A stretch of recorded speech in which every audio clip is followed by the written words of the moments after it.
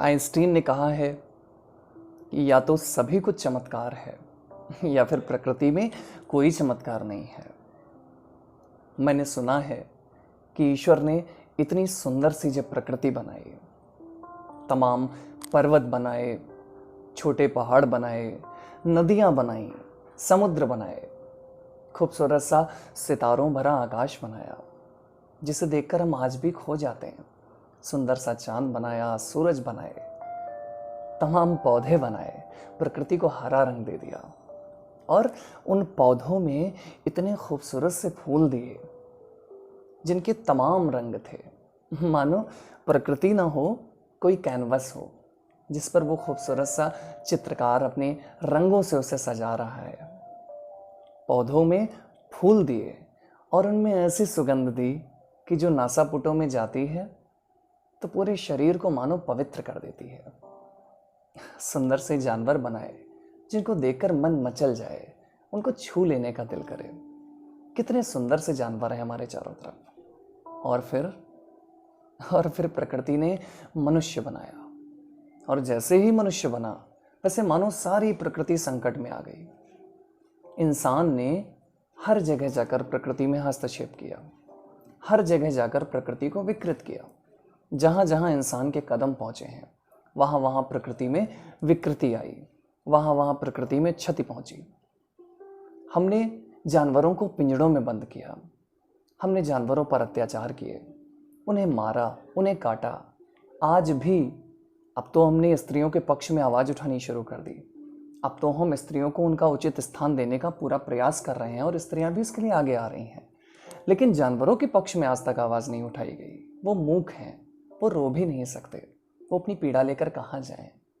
और इंसान ने जानवरों को बुरी तरह से क्षति पहुंचाई, उन्हें सड़कों पर कुचला, उन्हें पिंजड़े में बंद किया, उनके शरीर से सब नोचा जो जो उसके उपयोग की वस्तुएं थीं।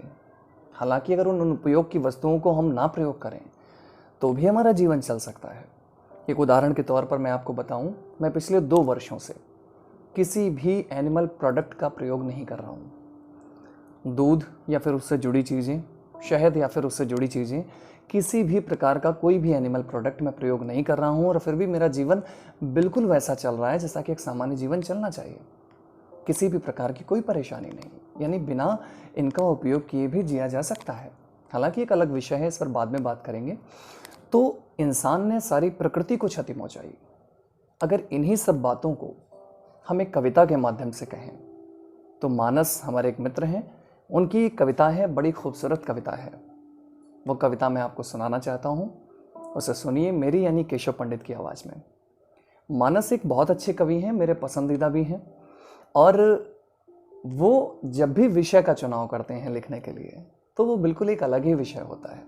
फिलहाल मानस की इस खूबसूरत सी कविता को हम सुनने वाले हैं। सुनिए ये कविता, कैसे क्षति पहुंचाता है इंसान प्रकृति को। सुनिएगा।